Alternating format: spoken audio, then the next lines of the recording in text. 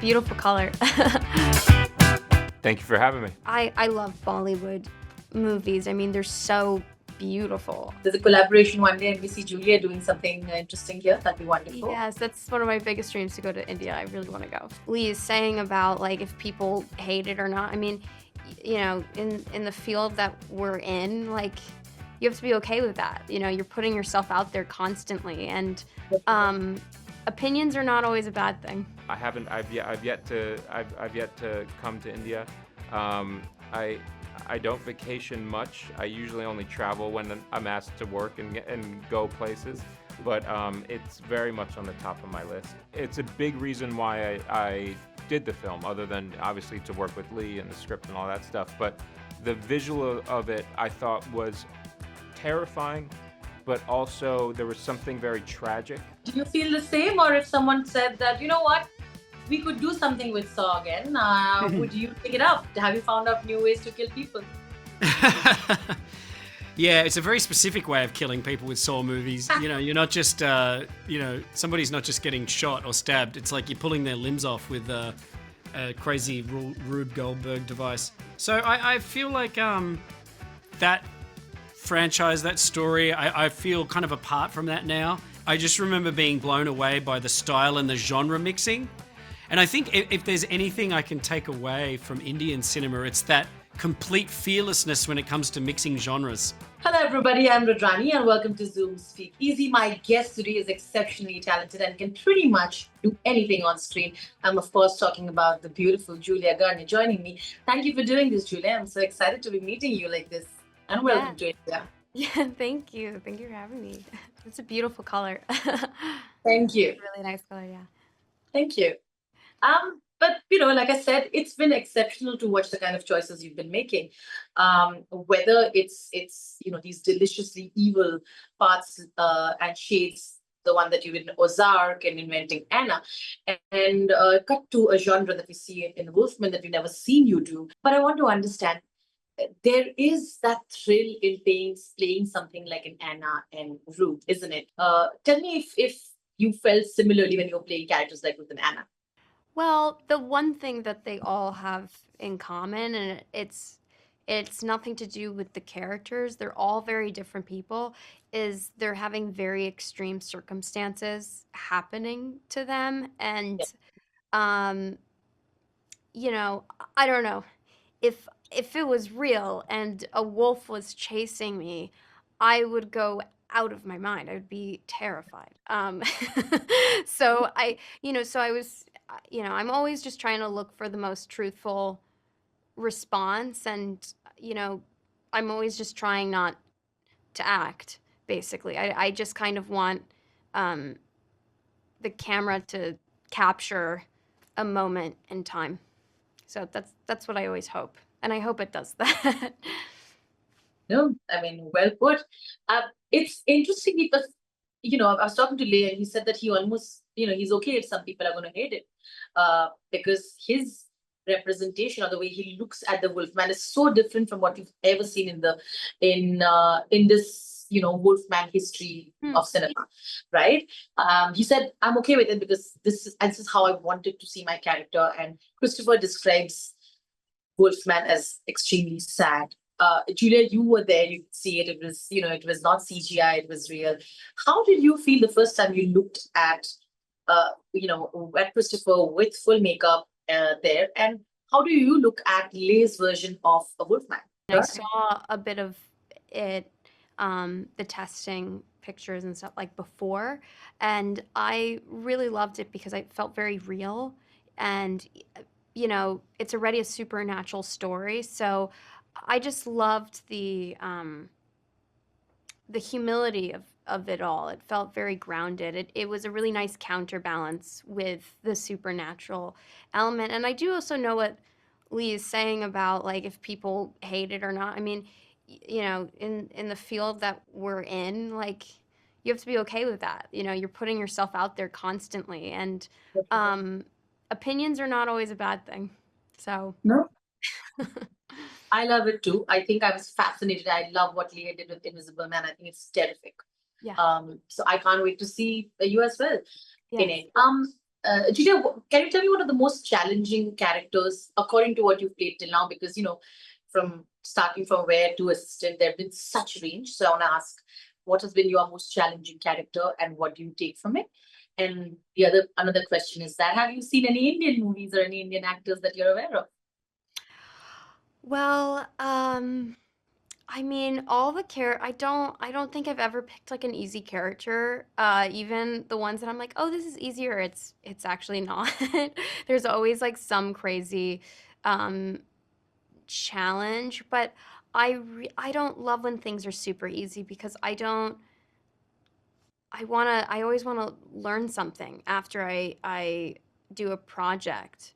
Then it's like if you don't learn something and you're attached to something for, you're doing a project for 3 months and you're not learning anything out of it, then what are you getting out of it? So um, yeah, but so all of them are very challenging for like different reasons. And I can go into that, but it's way too too long of like a story. And I love Bollywood movies. I mean, they're so beautiful. And Anything in particular you like? well, it's funny. The first one that like comes into mind, and it's not like the typical. Well, I guess it's a typical Bollywood movie. I don't know, but the one that what did I rewatched it was the Lunchbox. Oh, Have I you love it. Yes.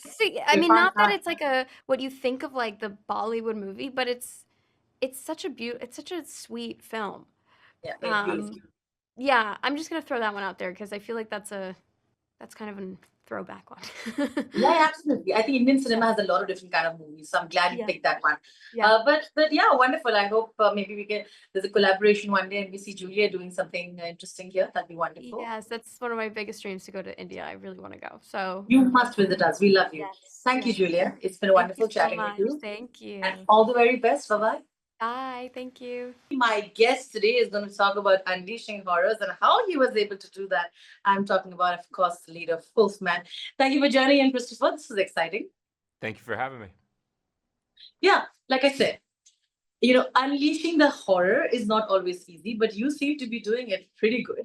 Uh, but I'm going to straight talk about how you felt when the first time you saw yourself as the Wolfman, because this is obviously an ode, like Lee keeps saying, to the 80s movies and the original Wolfman. We've seen different versions of the Wolfman in different films, and this one truly seems absolutely different from what you've seen before. So I would like to know what you thought of it and how you kind of look at this in comparison to the rest that you've seen. Well, when I first met Lee about the movie, um, he had shown me like the first designs that Aryan Tutin, who's the designer, um, that's one of the first things he showed me when we met, and I it's a big reason why I did the film, other than obviously to work with Lee and the script and all that stuff. But the visual of it, I thought, was terrifying, but also there was something very tragic about the look of the character, and I thought, as an actor, there was a sadness in the look, and so I felt like there was going to be a lot of like heart in this movie, as opposed to, you know, something that looked more like dog-like with a snout and whatever. Like, it's there's still a human in there, and there's still there was something just more believable about the look of it, and again, like something very tragic about it. So I loved it, and I think it's unique. And I think it's beautiful, and for Lee and Aryan, who designed it, to have their own take on it that way is what made me excited to do it. Yeah, I mean, I agree. And like I said, I've not seen this version and reimagining. I think Leigh has a lot to do with what he does to his characters as well. Christopher, could you tell me your favorite Wolfman per se? We've seen so many in so many films. We go right from the 80s to the 2000s. We always see people's version of how Wolfmen look. Tell me an actor you loved and a movie that you really enjoyed, who showed a wolfman per se. I honestly, I think my go-to is American Werewolf in London. I'm just blanking on obviously the very famous designer who did that one. But you know that that movie too. I just love the spin of it because it's kind of comedic, and the tone of it and the look of it. I loved, and you know it's scary. It's very funny at the same time. I think that's in the wolf sort of genre over the years. That I think that's my favorite. Okay, Other than fantastic. other than this one, yeah, Okay, great. Um, I'm going to ask two quick questions. The yeah. last one. One is that, of course, have you watched any Indian movies? Do you have plans to come to India? And the next one is to do, if you had the universe, they say like Universal is planning to make like kind of this monster universe.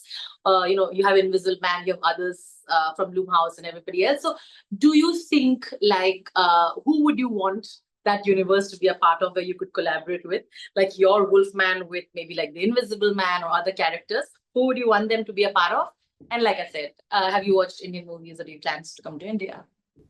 Well, you know, I would like to see a comedy where all those, whether it's Wolfman and Invisible Man and all these whatever other ones are in the thing, where they're all tired of wreaking havoc on whoever, and they're sort of all retired, but they still are who they are, um, you know, yeah, uh, some sort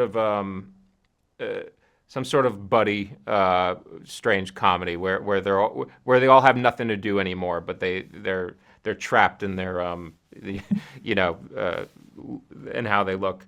Something like that I think will be fun. A strange crossover.